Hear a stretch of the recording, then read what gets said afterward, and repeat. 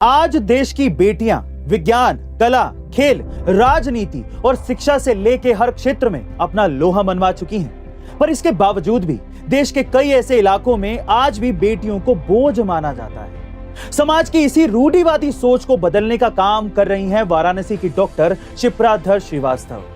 Doctor Shipra अपने अस्पताल में बेटी का जन्म होने पर कोई भी फीस नहीं लेती और तो और खुद ही पूरे अस्पताल में मिठाइयां बंटवाती हैं और अब तक वो 100 से भी ज्यादा बेटियों के जन्म पर ऐसा कर चुकी हैं और समाज में एक मिसाल बन चुकी हैं। प्रधानमंत्री नरेंद्र मोदी भी डॉक्टर शिप्रा के इस प्रयास की सराहना कर चुके हैं। A2 फैमिली डॉक्टर शिप्रा के इस नेक काम के लिए उन्हें सैल्यूट करती है। ऐसी मोटिवेशन वीडियोस के लिए शेयर, सब्सक्राइब एंड लाइक। अगली वीडियो में अब हमारे YouTube के वीडियोस YouTube से भी पहले देखें हमारी A2 ऐप पर। लिंक डिस्क्रिप्शन बॉक्स में गिवन है, डाउनलोड राइट नाउ। जिंदगी की राहों में अक्सर ऐसा होता है, जिंदगी की राहों में अक्सर ऐसा होता है कि फैसला जो मुश्किल हो वही सही होता है। जीवन में कई सारे मुश्किल फैसले आएंगे, लेकिन डरिएगा मत, घबराइएगा मत, अपने आप को हमेशा आगे बढ़ाइएगा। बुलंदियों को छूना है आपको। आप जितना कम बोलोगे, लोग उतना ज्यादा सुनना चाहेंगे आपको। अपनी बातों पर ध्यान दीजिए, ज्यादा मत बोलिए, कम बोलिए, लेकिन उतना बोलिए कि लोग आपको अच्छे से सुने। आपकी आंखें अक्सर वही लोग खोलते हैं जिन पर आप आंखें बंद करके भरोसा करते हैं। लोगों पर भरोसा कीजिए, लेकिन आंखें बंद करके मत कीजिए, आंखें खोलकर भरोसा कीजिए। आज भारत सरकार काफी सारी सरकारी कंपनीज को प्राइवेट करने में जुटी हुई है, पर सरकार ऐसा कर क्यों रही है, आइए जानते हैं। पीएसयूज को प्राइवेट करने का पहला बड़ा रीजन तो ये है कि ये ज्यादातर सरकारी कंपनीज प्रॉफिटेबल नहीं है, जिसकी वजह से सरकार को अपनी जेब से यानी टैक्स के पैसे इसमें लगाने पड़ते हैं। इसी के साथ ही ये सरकारी कंपनीज काम करने में भी इनएफिशिएंट है और गवर्नमेंट को लगता है कि प्राइवेट होने से ये कंपनीज एफिशिएंटली काम करने लगेंगी। साथ ही जब अनप्रॉफिटेबल और इनएफिशिएंट कंपनीज का बोझ सरकार पे से उतर जाएगा तो फिर इससे जो पैसा आएगा सरकार उसे पब्लिक वेलफेयर स्कीम्स में लगा पाएगी, जिससे देश का विकास और तेजी से हो पाएगा। तो दोस्तों अब आप कमेंट में बताइए कि सरकार को इन पीएसयूज को प्राइवेट करना चाहिए या नहीं।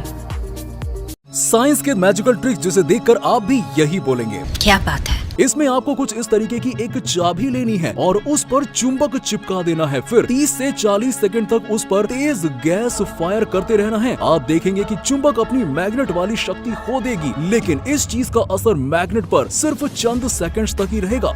आज की तारीख में भारत जितना ज्यादा तरक्की कर रहा है, उतने ही हमारे देश के दुश्मन भी बढ़ते जा रहे हैं। लेकिन आपको ये जानकर गर्व महसूस होगा कि आज की तारीख में हमारे देश भारत को हरा पाना नामुमकिन सा है। वो कैसे, मैं बताता हूँ। देखिए, अगर भारत पे चारों तरफ से हमला हो जाए ना और भारत के अंदर के सारे मिलिट्री बेसेस भी तबाह हो जाए, फिर भी हमारा देश झुकेगा नहीं, क्योंकि भारत का डिफेंस जितना मजबूत अंदर है उतना ही मजबूत देश के बाहर भी है, बोले तो विदेशों में। दरअसल भारत ने 2002 में अपना पहला इंटरनेशनल मिलिट्री बेस बनाया था, जो कि तजाकिस्तान में बनाया गया था। और अब तो भारत की military bases Iran, Singapore, Oman, Madagascar, Bhutan, Sri Lanka और तो मॉरिशस में भी है, जहाँ से इंडियन आर्मी अपने दुश्मनों की गतिविधियों पर नजर रखती है और जरूरत पड़ने पर इंडियन आर्मी इन देशों के मिलिट्री बेसिस का इस्तेमाल करके अपने दुश्मन देशों पर अटैक भी कर सकती है। 14 मार्च इतिहास का सबसे रहस्यमय डेट है। अब ऐसा क्यों?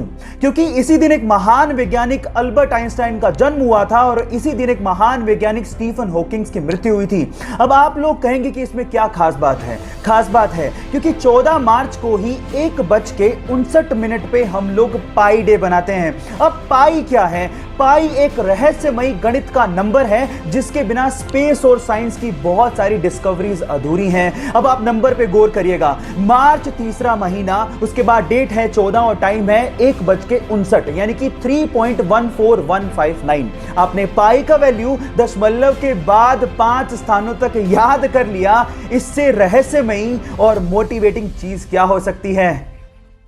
यदि कोई आपसे जलता है तो उसे जलने देना, क्योंकि जलने वाली चीजें अंत में राख हो जाती है, चाहे वो इंसान हो, वस्तु हो या फिर किसी का घमंड हो।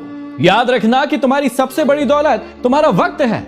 जिसे भी दे रहे हो थोड़ा सोच समझ कर देना, क्योंकि वो कभी भी लौटता नहीं है। गाइस, लंबे समय से दुनिया के वैज्ञानिक जानवरों और इंसानों के बीच में एक नया हाइब्रिड बनाने की तैयारी में लगे हुए थे और इसी तैयारी के चलते वैज्ञानिकों ने एक मानव और एक बंदर का हाइब्रिड तैयार भी कर लिया था, पर वो हाइब्रिड सिर्फ 19 दिन ही जिंदा रहा। इनफैक्ट चाइना के वैज्ञानिक भी एक पावरफुल हाइब्रिड को बना रहे हैं। जी हां गाइस, चाइना की एक लैब में तैयार हो रहा यह हाइब्रिड एक सुपर सोल्जर होगा, जो कि समंदर की गहराई से लेकर अंतरिक्ष तक महामानव की तरह चीन के सैन्य शक्ति को बढ़ाएगा। गाइस, आपको क्या लगता है कि चीन का ये महामानव उसे दुनिया का सबसे ताकतवर देश बना देगा? कमेंट सेक्शन में जरूर लिखिएगा। अब हमारे YouTube के वीडियोस YouTube से भी पहले देखें हमारी A2 ऐप पर। लिंक डिस्क्रिप्शन बॉक्स में गिवन है, डाउनलोड राइट नाउ। ये कहानी है अमृतसर के दो नाबालिग मासूम भाइयों की, जो रोजाना 24 किलोमीटर दूर अपने गांव से पिता का ढाबा चलाने के लिए आते हैं। दरअसल साल 2021 में पैसों की तंगी के चलते उनके पिता की मौत हो गई थी। जब सिर से पिता का साया उठा तो घर चलाने की जिम्मेदारी इन दोनों भाइयों के कंधे पर आ गई। पिता की मौत के गम को सीने में छिपाए दोनों भाई पूरी शिद्दत से पिता के ढाबे को चलाने में जुट गए।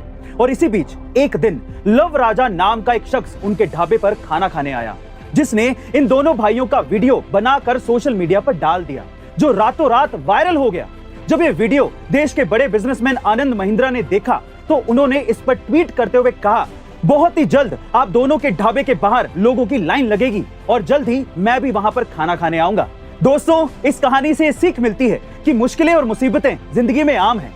अगर हौसला बुलंद हो तो मुट्ठी में हर काम है। ऐसी अमेजिंग मोटिवेशनल वीडियोस के लिए शेयर, सब्सक्राइब एंड लाइक। मिलते हैं अगली वीडियो में।